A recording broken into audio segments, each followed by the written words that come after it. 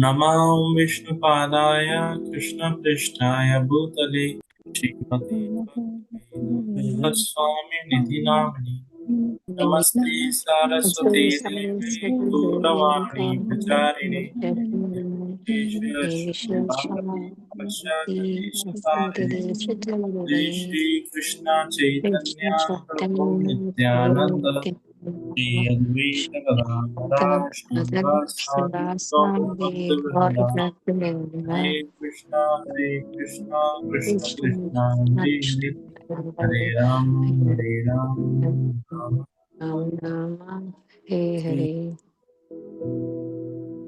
Yes, I would like to summarize what we discussed in our last session.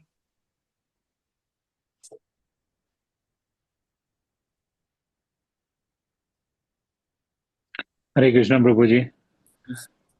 You explained about those 8 stages of Hatha Yoga, and then slightly in detail about each and every stage, and then finally we talked about Brahm Bhuta stage. That is the final thing, and then we also discussed about that in this age of Kali, Harinam.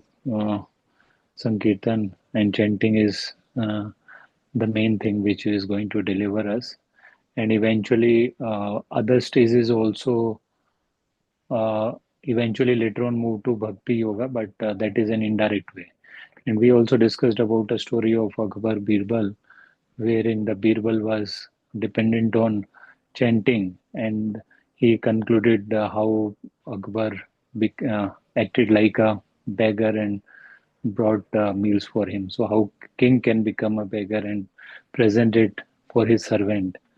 That was one of the thing we discussed.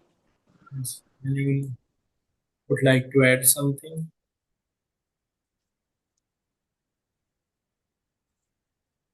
Prabhuji, we also learned a very important thing that when we abandon everything else and just focus only on Krishna, fix our mind on Him, His instructions, and the instructions of His pure devotees, then He takes care of us and He removes all our sins. And as Deepak Bhaiya said, then we consequently reach that Brahma Bhuta state or Samadhi.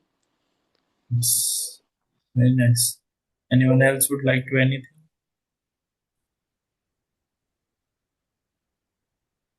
All right.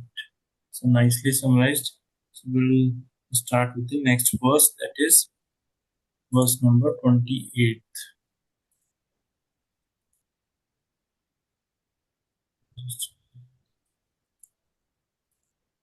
So we completed verse number 27 last time. We'll take up verse number 28. So I was explaining how a person that who is situated in Samadhi, what kind of experience he experiences. His mind is, so Krishna was mentioning, the yogi whose mind is fixed on me verily attains the highest happiness. He attains the highest happiness. Who? The person whose mind is situated upon Krishna. So he experienced Brahma Bhuta Prasanatma. By virtue of his identity with Brahman, he is liberated because he is identify himself with the Krishna. He has no more relationship with this material existence. Right? Just like I give this example of a person who is lost his relationship from his wealthy father and he is loitering in the street like a beggar. After reviving that relationship, when he identify himself that I am son of so and so wealthy person or so and so person who is very wealthy, so what happens? Immediately he is liberated, he is free from his poverty. Same way, when we identify or when we connect ourselves with Krishna, when we relate or serve him with utmost sincerity, when we realize our relationship with Krishna, so what happens? We are liberated. We don't have, we no more carry that material identification that I am this body, right? So by developing that identity with Krishna, what happens? Our mind becomes peaceful. Otherwise, our mind is full of restless. We are completely restless. How? Because our mind do two types of activity. One is lamentation, another is hankering. We are hankering after so many things. We hanker after name, fame, property, bank balance, appreciation. So many such things our mind is hankering after. And if we are not getting those things, we develop restlessness. So what happens? Our mind is not at peace. But when we understand our true identity and realize that,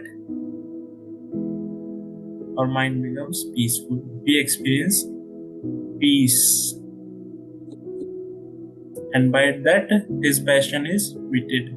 Means he is no more hankering after material things. And he gets free from contamination sin. So we'll start with the verse number 48 now.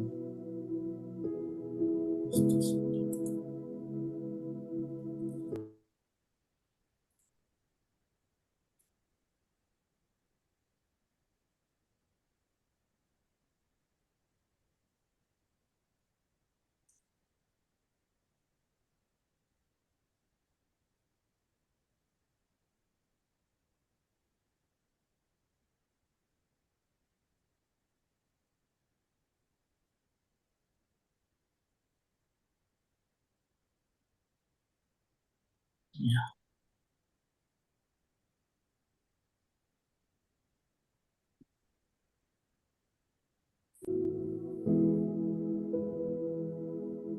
So we'll chant this verse number 28. All of you please join. Yunjan evam sadatmanam युञ्जन् एवं सदात्मानं yogi vigata kalmashaha योगी विगतकल्मषः sukhena brahma samsparsham सुखेन ब्रह्म संस्पर्शम् atyantam sukham ashnute.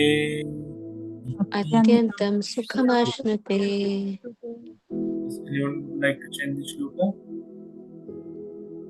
युञ्जनेवं सदात्मानं योगी विगतकल्मषः सुखेन ब्रह्म संस्पर्शम् अत्यन्तं सुखमाश्नुते. Yes. Anyone else?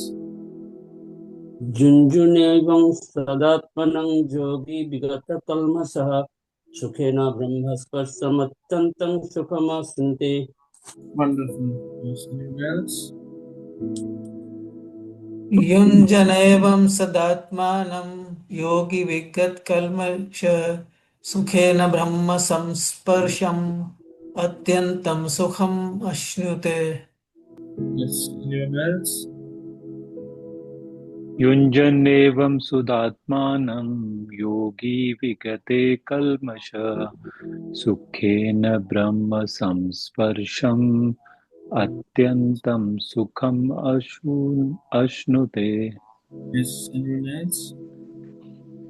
युञ्जनेवं सदात्मानं योगी विगतकल्मषः सुखेन संस्पर्शम् अत्यन्तं सुखमश्नुते. Wonderful. Anyone else? युञ्जन् एवं सदात्मानं योगी विगतकल्माष सुखेन ब्रह्म सम् अत्यन्तं सुखम् अश्नुते. Wonderful. Anyone else? Alright. Read the translation. Study in the self, being freed from all material contamination. The yogi achieved the highest perfectional stage of happiness in touch with the Supreme Consciousness. Very wonderful and very deep statement Krishna has mentioned over here. We'll try to understand. We'll read the purport first, then we'll understand in detail. Self-realization means knowing knowing one's constitutional position in relationship to the Supreme. The individual soul is part and parcel of the Supreme, and his position is to render transcendental service to the Lord. This transcendental contact with the Supreme is called Brahm Samsparsha. So here, first we'll understand study in the self. Study in the self means what? Yunjan eva sadatman. How? Always he is situated on the transcendental platform. Means transcendental platform means what?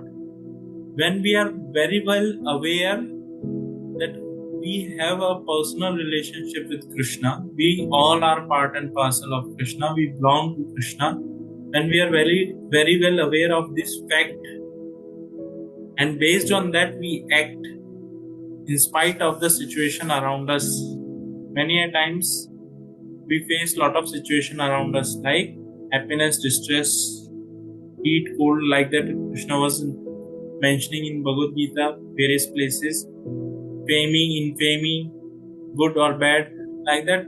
Many such situations, even though we come across, but in spite of those situations, we are constantly engaged in serving Krishna. That is study in the self. Means we are not getting affected by all these material influences. That is the meaning of study in the self. Self means what? I am part and parcel of Krishna. And being part and parcel of Krishna, my duty is to serve him. Now, how we can be steady? We can be steady in spite of, irrespective of the situation, we are serving Krishna, being his part and parcel. Many times it happens, no, I am not feeling good. I am having fever or this or that, something or other thing. We leave serving Krishna. So that should not be the idea here. In spite of all situations, we should serve Krishna because we are his part and parcel. And that is our constitutional position. That is our duty. Next is being freed from all material contamination. So what happens? When we situate ourselves in that transcendental relationship with Krishna, when we know very well, when we have surrendered to Krishna,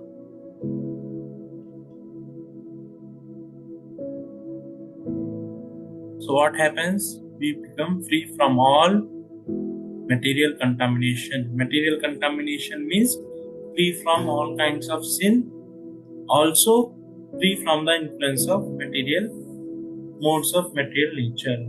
Satoguna, Rajoguna and Tamoguna. When we can get free from all these things, then only we can actually render pure devotional service. Currently, the service that we render to Krishna is mixed devotional service.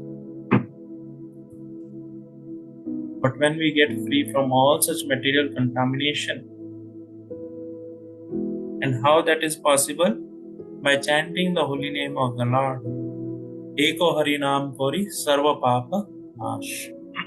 Just like Ajamila. Ajamila, he was a Brahmana, executing his Brahminical duties. But one day, when he went inside the forest, he saw a prostitute was being enjoyed by a man. So he got agitated, his mind got agitated, and whenever he is going here and there, his mind is constantly, those things are haunting his mind. So he brought that prostitute into his house, and gradually what happened? He first of all threw away his parents out of his house, then his wife, then he started indulging in sinful activities like theft, gambling, killing, dacoit, All these things he started doing, sinful activities. And year after year, over a period of time, we got children's, 11 in number. 11th son was, by the grace of Krishna, he named 11th son as a Narayan. So when he was on his deathbed, and he was very much attached to that youngest son Narayan. So whenever he do any activity, Narayan, please come, eat, let us play. Like that, he used to involve in all the activities with Narayan. So when he saw Yamadut, because he was so much attached to his son, youngest son Narayan, he could not say anything but uttered only Narayana. He called only Narayana his son.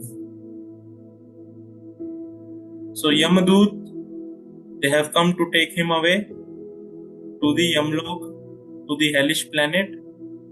But as soon as he uttered the name of Narayan, immediately Vishnudut, they appeared and they asked Yamadut that you have no business here.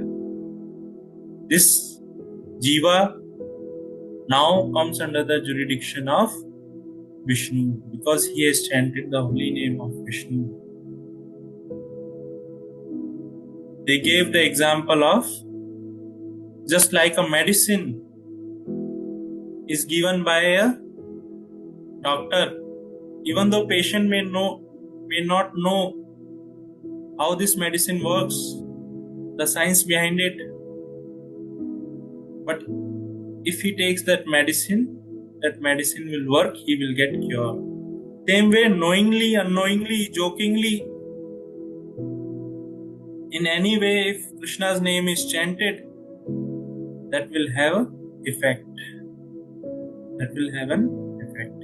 So same way, when Ajamila he chanted Narayana, even though he has committed so many sins, life after life, all those sins are nullified.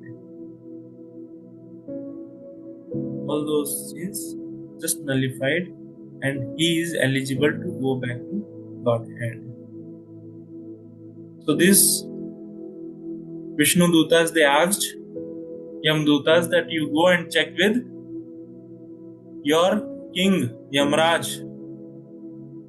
So they went and checked with Yamraj that how come that these Vishnu Dutas, they can claim such Jiva who has performed all kind of sinful activities. So then Yamraj instructed them, whoever chants or render devotional service on that Vishnu, that Supreme Personality of Godhead Krishna, we have no right upon that Jiva.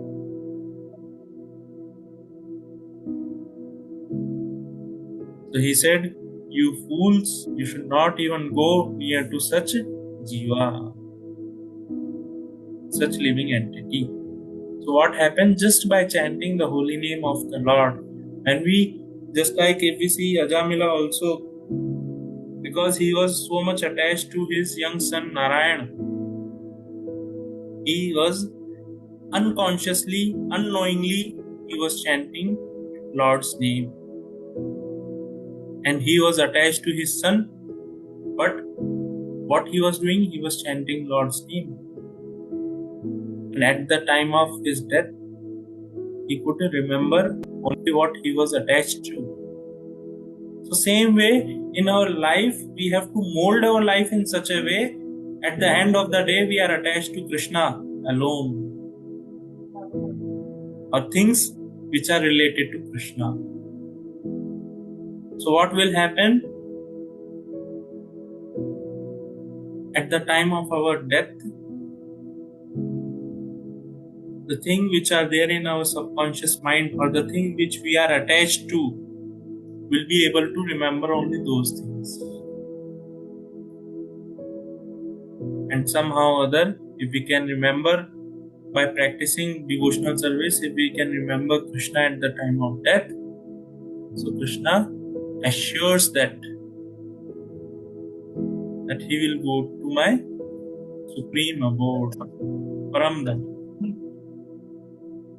He will attain that supreme abode. Next is the yogis achieve the highest perfectional stage of happiness in touch with the supreme consciousness. Very important thing here to understand. What is that? In our life, under the spell of illusion, as soon as we all jivas, living entity, come into this material existence, there is a influence of illusory energy. Maya Shakti is acting upon all of us. All the living entities, Maya Shakti is acting and keeping us under illusion. What is that? Illusion means what?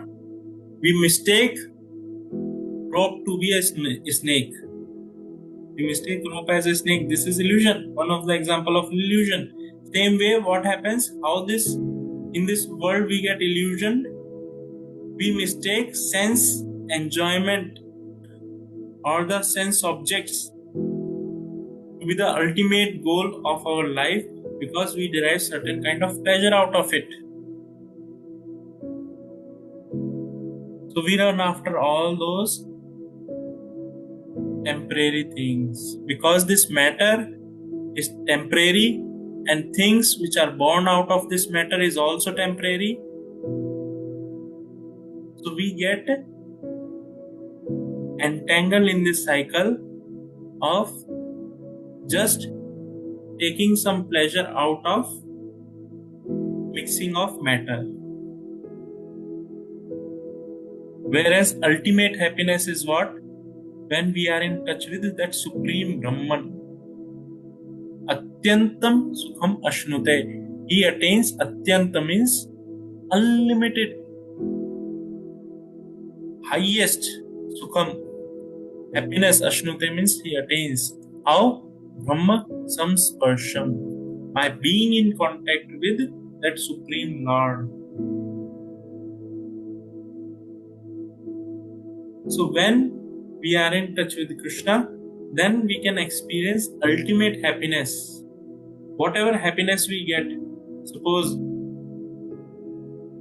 I want to acquire some money, I'll get some happiness out of it. But after some time, something else I will be looking after. No, now I want some car. Okay, car is also over. Now I want bungalow. That is also done. Like that, now I want this, now I want that. I have 3 BHK, I should have 5 BHK, I should have 10 BHK, or I should have a palace, I should have a farmhouse. Like that, there is no end, and we try to derive our happiness in all these things. And actually, what is happening? We are getting cheated. We are cheating our own self. And like this, we are wasting our time.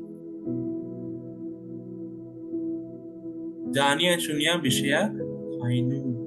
Knowingly, we are eating poison by not worshipping Radha and Krishna. So when we get in touch with Krishna, we'll experience unlimited happiness, or that happiness which never ends.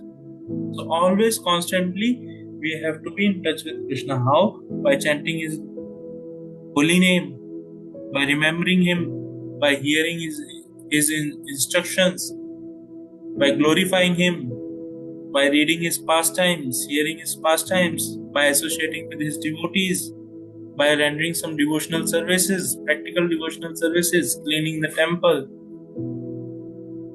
All such services, when we do, so we experience happiness. Just like recently, Nivedita ji was sharing that how when she serves the Vaishnavas, prepare food for the Vaishnavas, she experienced different kind of happiness. So like that, when we serve Krishna, we experience happiness which can even not be derived from the material objects.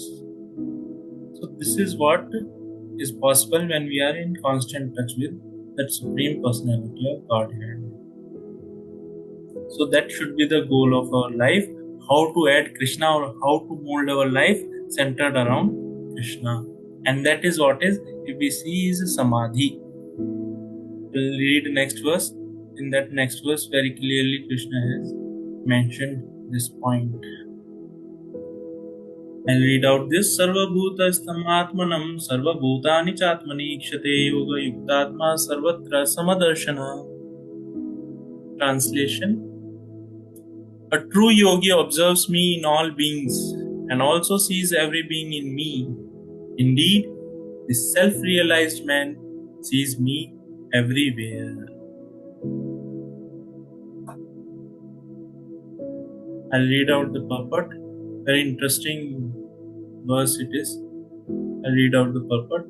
A Krishna conscious yogi is the perfect seer because he sees Krishna the Supreme situated in everyone's heart as Super Soul Paramatma. Ishvara Sarva Bhutanam Hirdaya Arjuna Tishtati. The Lord in his Paramatma feature is situated within both the heart of the dog and that of a Brahmana. The perfect yogi knows that the Lord is eternally transcendental and is not materially affected by his presence in either a dog or a Brahmana, that is the supreme neutrality of the Lord. The individual soul is also situated in the individual heart, but he is not present in all the hearts. That is the distinction between the individual soul and the super soul. One who is not factually in the practice of yoga cannot see so clearly. A Krishna conscious person can see Krishna in the heart of both the believer and non-believer. In the Smriti, this is confirmed as follows. Atatatvat chamartatvad atmahi pramo hari. The Lord being source of all beings is like the mother and the maintainer. As the mother is neutral to all different kind of children, the Supreme Father or Mother is also. Consequently, the Super Soul is always in every living being. Outwardly, also every living being is situated in the energy of the Lord. As will be explained in the 7th chapter, the Lord has primarily two energies, the spiritual or superior and the material or inferior. The living entity, although part of the superior energy, is conditioned by the inferior energy. The living entity is always in the Lord's energy. Every living entity is situated in him in one way or another. The yogi sees equally because he sees that all living entities, although in different situations according to the result of fruitive work, in all circumstances remain the servants of the Lord God. While in material energy, the living entity serves the material senses, and while in spiritual energy, he serves the Supreme Lord directly. In either case, living entity is the servant of the God. This vision is equality. This vision of equality is perfect in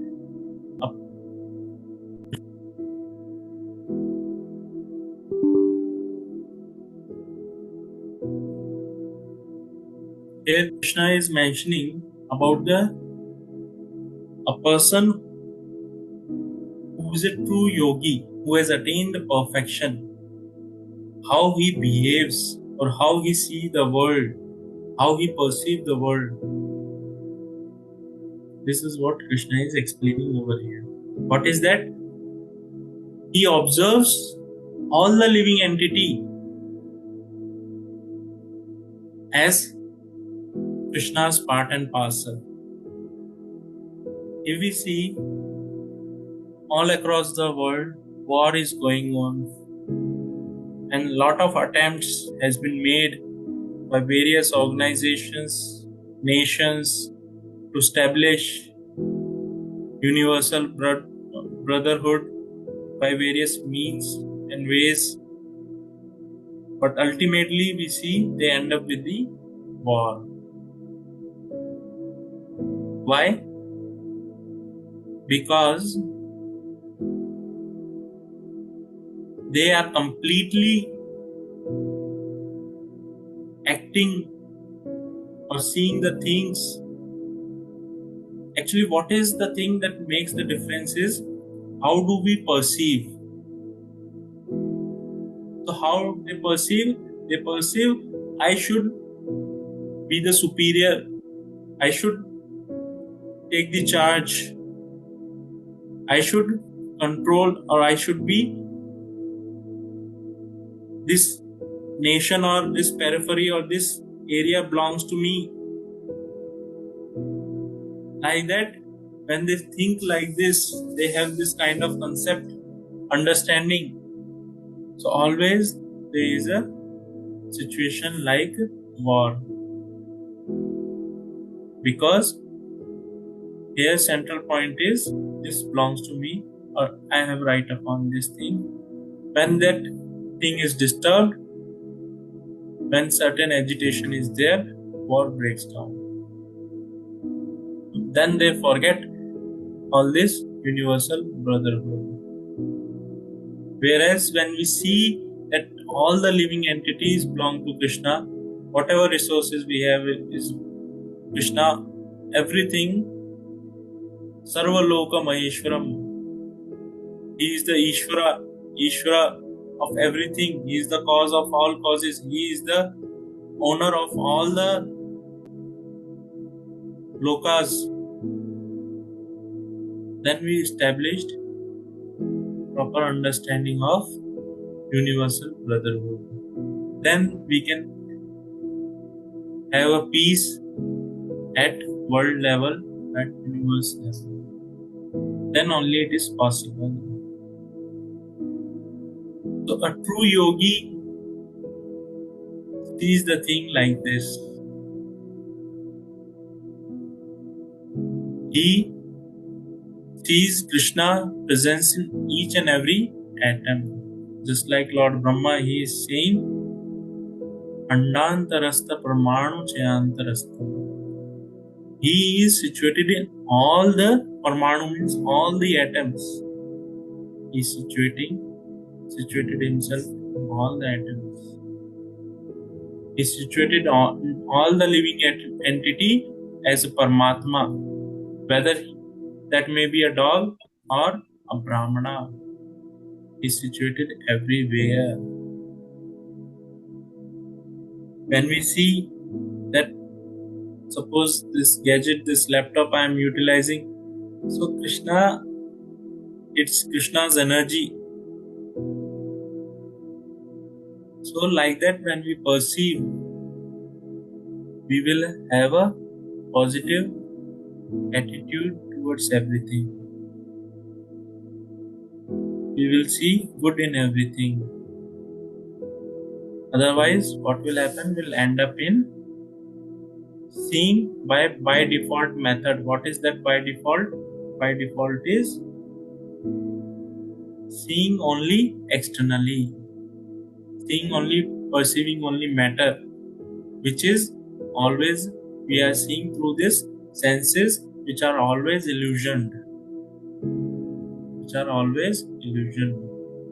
when, if we really want to see the things as they are, we want to live in reality, then we have to see hand of Krishna everywhere. Now here, one thing may arise, or people may understand it to be wrong, that okay, Krishna is present everywhere, in dog also, in cat also, in tiger also, in lion also. So why should I run away from lion? And lion is standing in front of me. Why I should run away from lion or dog? Yes, anyone?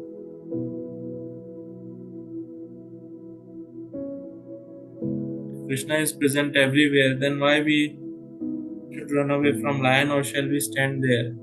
So who all want to stand in front of lion? Hare Krishna, Prabhuji. Yes. Although the lion is actually a soul, and super soul is also there along with the soul. However, the body in which that soul is there at this moment of time, it is because of all that previous karma and that accumulated modes of nature what the body has acquired, and so body is going to function the way in which it has come. So we should definitely avoid line in that case. Okay.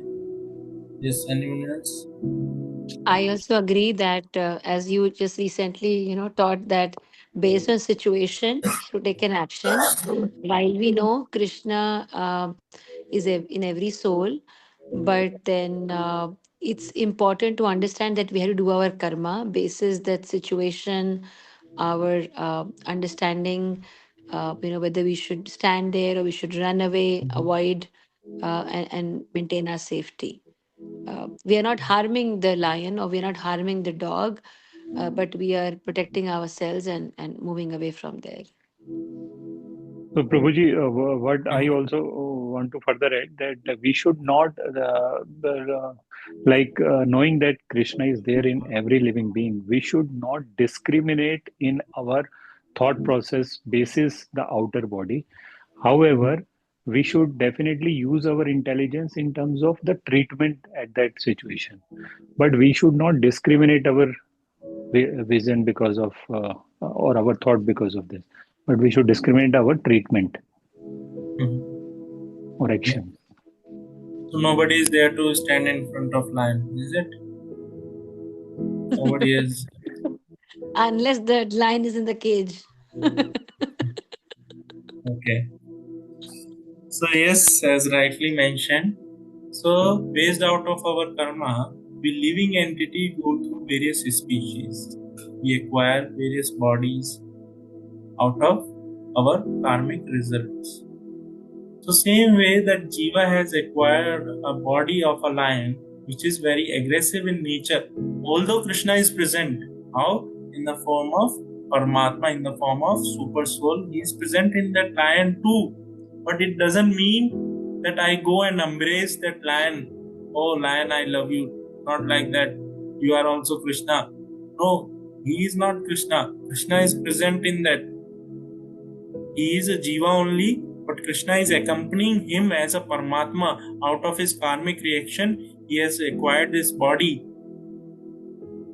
which is full of aggression.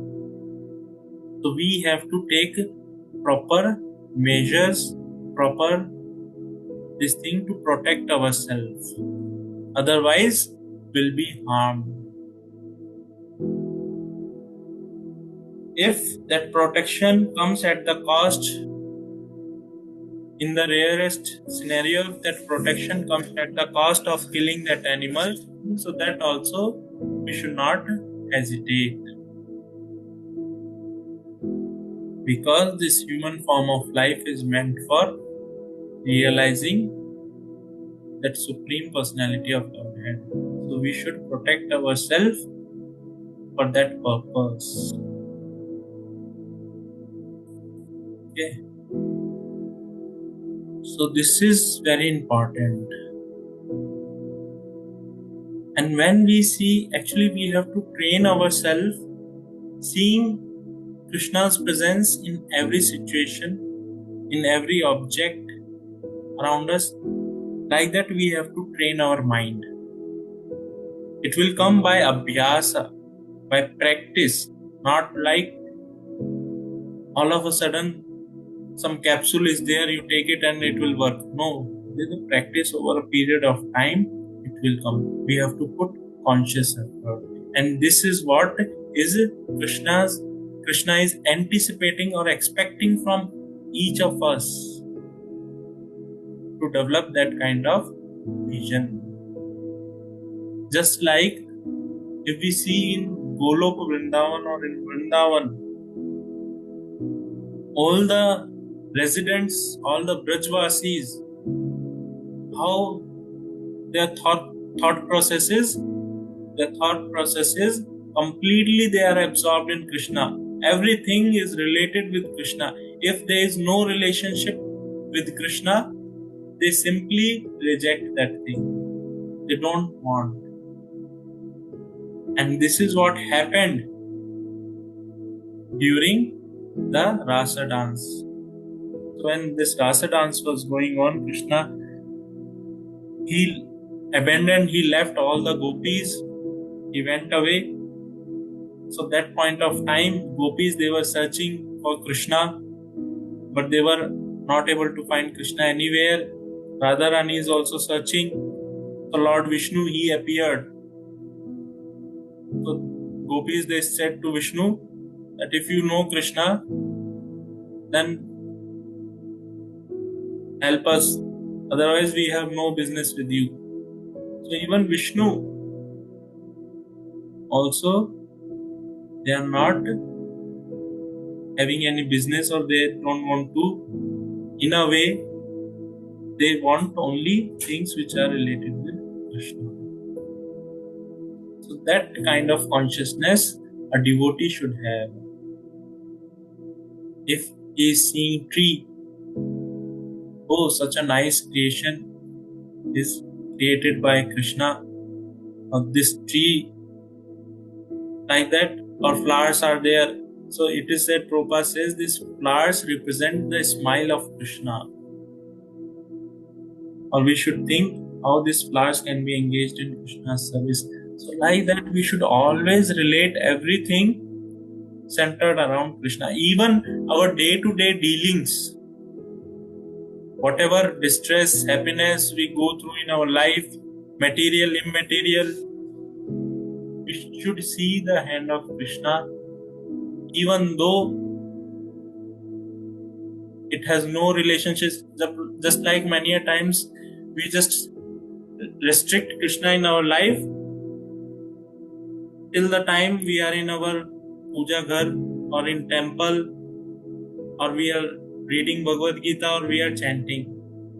But we should include Krishna in all our dealing, whether we are dealing with a person who is a karmi or who is a devotee. In all our dealings, we should see that Krishna is the one who is, creating all, or who is behind all these situations. We should see his hand. Whether that person may not have any relationship with Krishna, but still, because Krishna is situated in his heart or in her heart as a Paramatma, so we should see Krishna's hand. Because we should have complete faith. One of the principles of surrender was, Krishna is my ultimate protector and maintainer. So whatever distress I am getting out of someone or somebody, you should see Krishna is situated in his heart as a Paramatma, and without sanction of Krishna, I cannot get this distress. It is certainly sanctioned by Krishna only. Otherwise, this distress has no meaning in my life. So like that, we should relate day-to-day things in relationship with Krishna. And this is what is Krishna consciousness. So, we read the next verse.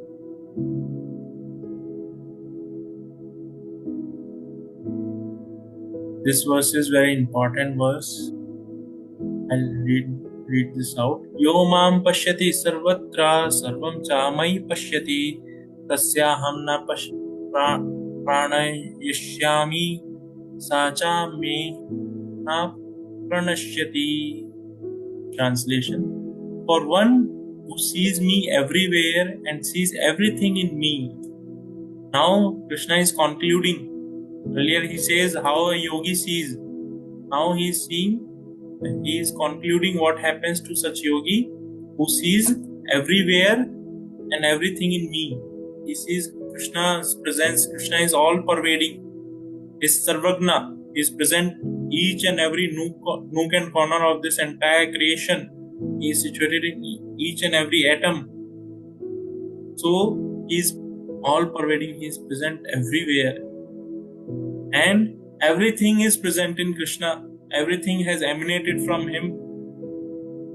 Aham sarvasya prabhavo matta smritim So everything is emanated from him. Everything rests upon him. So for one who sees everything like this, I am never lost, nor is he ever lost to me. Very important statement Krishna has made here.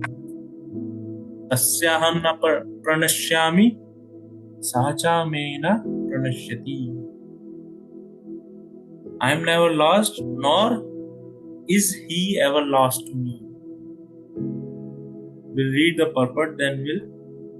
Here Krishna is giving or revealing his heart. We'll read the purport and then we'll understand in detail. A person in Krishna.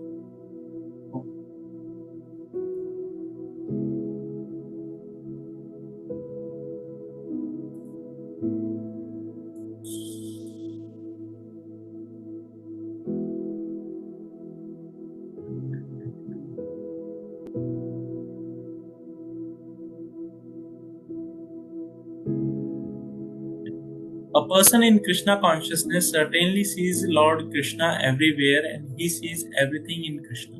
Such a person may appear to see all separate manifestations of the material world, but in each and every instance, he is conscious of Krishna, knowing that everything is the manifestation of Krishna's energy.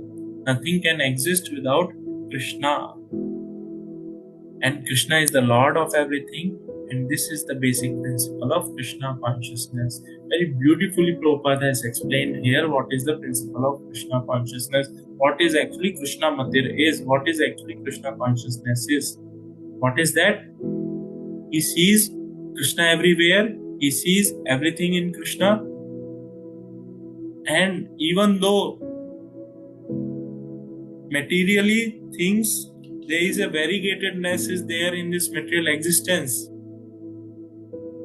But each and every instance, here Prabhupada is mentioning each and every instance, he is Krishna consciousness. Even though there is a lot of varieties there, variegatedness is there, lot of manifestation of this material energy has manifested in different form. But everything, each and every situation, instance, is thinking of Krishna. Knowing that everything is the manifestation. So he is very well aware that everything has emanated from Krishna, everything has a manifestation emanated from Krishna. Everything, whether material or spiritual, everything has come out from Krishna. And nothing can exist without Krishna. Even when we die, so what exactly happens? Because Krishna is situated in our heart as a Paramatma, so it is Krishna who leaves the body first. He being situated in our heart as a Paramatma, he leaves first. As soon as he leaves, this body has no meaning. Even though soul is there, there is no meaning to it. So immediately soul also leaves the body, and that's how we die. Krishna is the Lord of everything. This is the basic principle. He is Ishvara Parama Krishna. He is the Supreme Lord.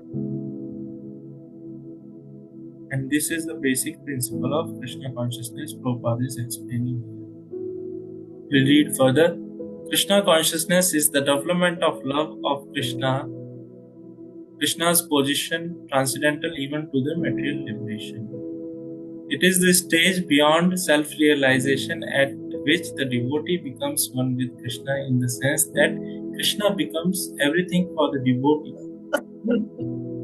And the devotee becomes full in loving Krishna.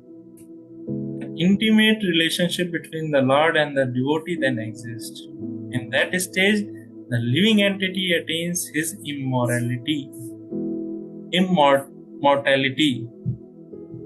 Nor is the personality of Godhead ever out of the sight of the devotee. To merge in Krishna is spiritual annihilation. A devotee takes no such risk. It is stated in Brahma Samhita Premanjana Churita Bhakti Vilochanaina Santasadeva Hridayeshu Vilokayanti Yam Cham Sundaram Achintya Gunaswarupam Govindamadi Purusham Tam Ham Bhajami.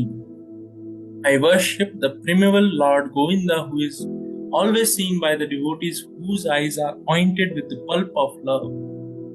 He is seen in his eternal form of Shama Sundara situated within the heart of the devotee.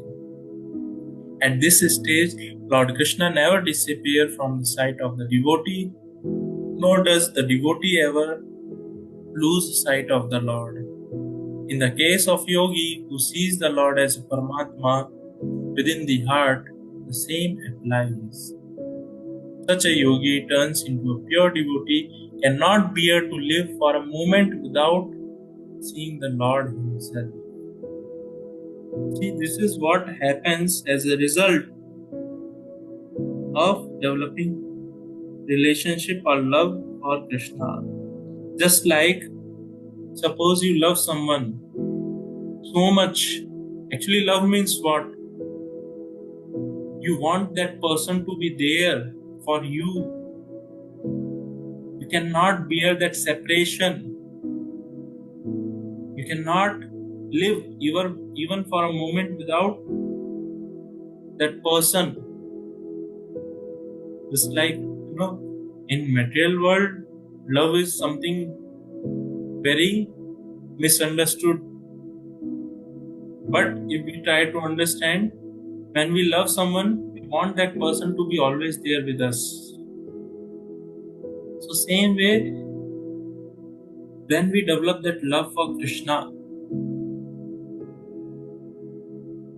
what happens? We always hanker after seeing Krishna. And how this love can be developed? First of all, we have to understand, okay, we can see Krishna only when we have developed love for him. Otherwise, we cannot see Krishna.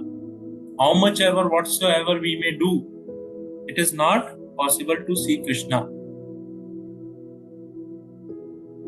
Whatsoever chanting, even though we may do chanting ritualistically, we may read scriptures, but if all these activities, performing yagna, performing tapasya, performing chanting, reading scriptures, if not helping us to develop that love for Krishna, then it is as good as decorating the dead body.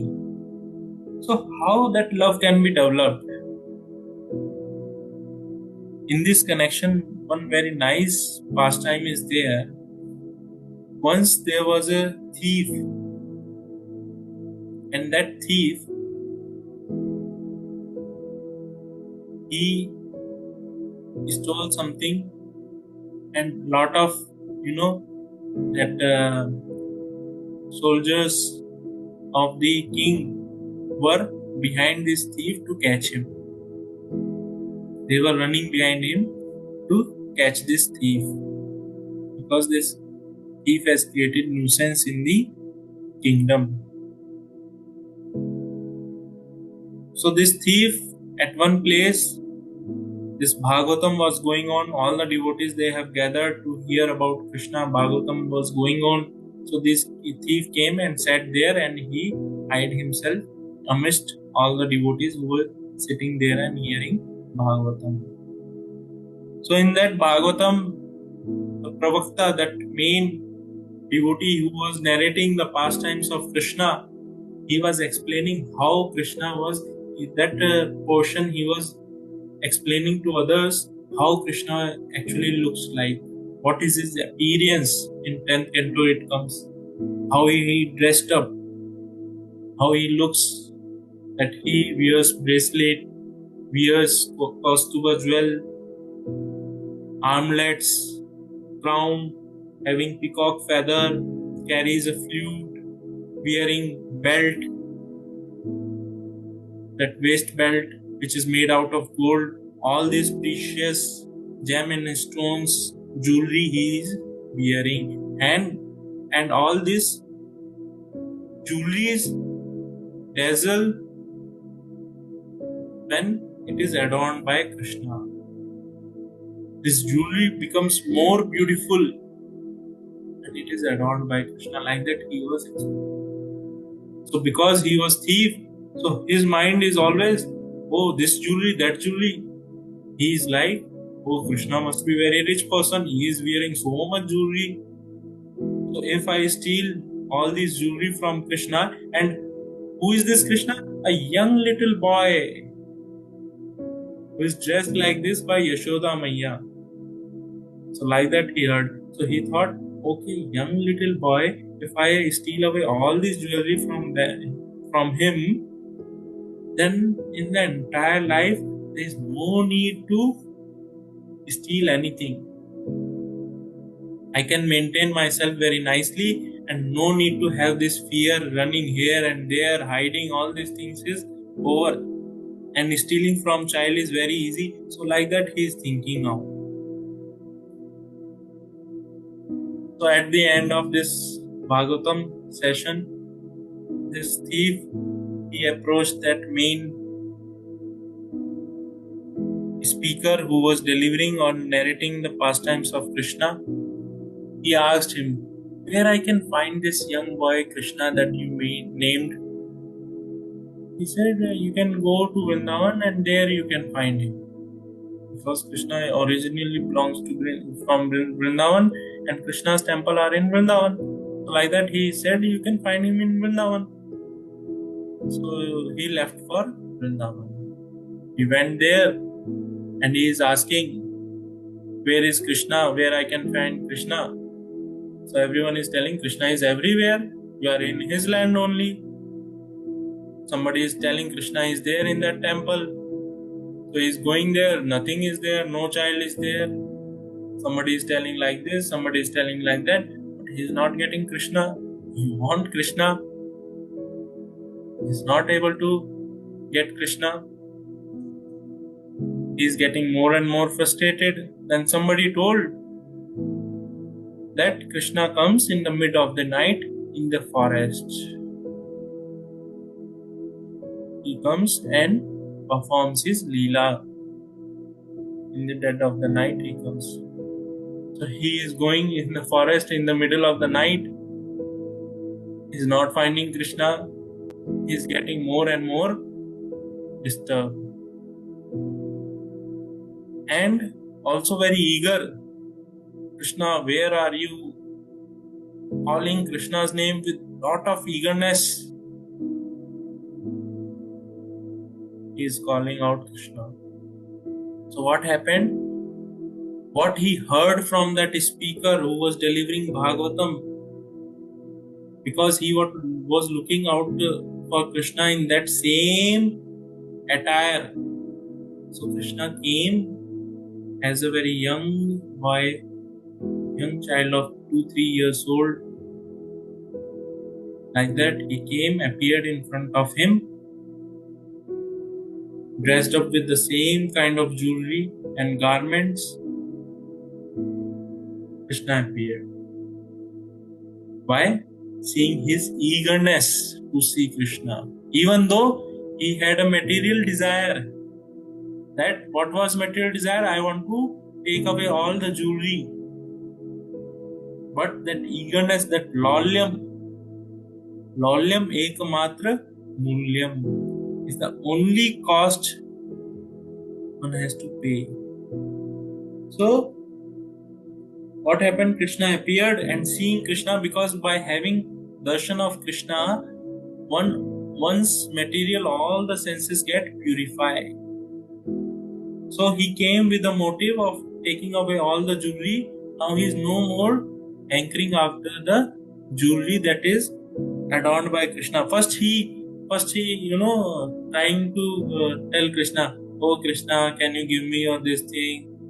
He was pampering Krishna and tried to take away his jewelry. Then Krishna is telling, no, I cannot give. Yashoda Maya will scold me. Like that Krishna was also playing. Then gradually what happened? He came to his senses, his real senses, that Krishna is the Supreme Lord. And he gave up that desire of having this jewelry. He gave up that desire. And he got purified. And he was, at the end, he was begging Krishna, "Oh Krishna, came here for the motive of taking away all the jewelry from you. But now I have realized that you are that supreme personality of Godhead." So like this, if we see, we can develop love for Krishna only by hearing about Krishna. Just like Mother Rukmani, how she developed, she has not seen Krishna, but she wants to marry Krishna because she has developed lot of love for Krishna that she cannot even imagine to marry best of the person. She wants to get married only with Krishna. Why? Because whenever Narad Muni used to visit their place, Narad Muni used to narrate about the pastimes of Krishna or the leelas that Krishna is performing. So hearing those pastimes or those glories about Krishna, she got so much attached to Krishna, developed so much love for Krishna that she wants no one but Krishna as her husband. So same way in our life, if we really want to develop that love for Krishna, we should always be eager, or eagerly we should hear about Krishna. Krishna's holy name, Krishna's pastime, Krishna's glories, all these things we should always look forward or aspire for. Like that we can develop love for Krishna, and when we develop that love for Krishna, we can see Krishna's presence everywhere and in everything. Just like a mother sees, suppose son has gone to school and mother is winding up the entire home. So seeing suppose a small shoe is there of her son. So seeing that shoe, what will happen? She will remember, oh, this shoe belongs to my son. Same way, by seeing everything, we should get that remembrance. This belongs to Krishna. Or suppose you go to some marriage or party, see somebody's son is there. So seeing that son or that person, you remember, oh, you are son of so person. So you remember that person whose son he is. So same way, we should try to remember Krishna in every situation, in every object around us, in every instance or whatever things are there around us. We should always try to relate or try to remember Krishna with that. And when that happens, Krishna is giving, I am never lost, nor is he ever lost to me. Means that person also never forgets me. I also never forget that person. Just like you love someone, so what you will say, that person stays in my heart. I cannot forget that person. But then that person also, if that person also loves you, you will also say, I cannot also forget this person ever in my life. So this is what Krishna is saying. By seeing like this, actually Krishna, you will see, even though at the time of death we may forget Krishna, but he will not forget us, and like this we'll go back to Godhead. Due to some certain situation of our disease and all, we may forget chanting Krishna or remembering Krishna, but Krishna will remember us because we have practiced this thing in our entire life. Krishna will remember us and we will go back to Godhead. So this is what Krishna, see, very important statement it is. I am never lost, nor is he ever lost to me. This is, if we see, Krishna has revealed his heart here. Never lost means what?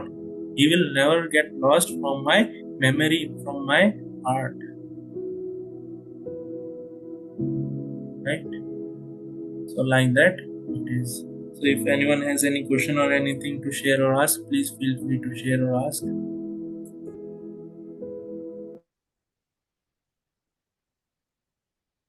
All right. So we'll stop here. Srimad Bhagavad Gita ki Jai. Srila Prabhupada ki Jai. Hare Hare Krishna.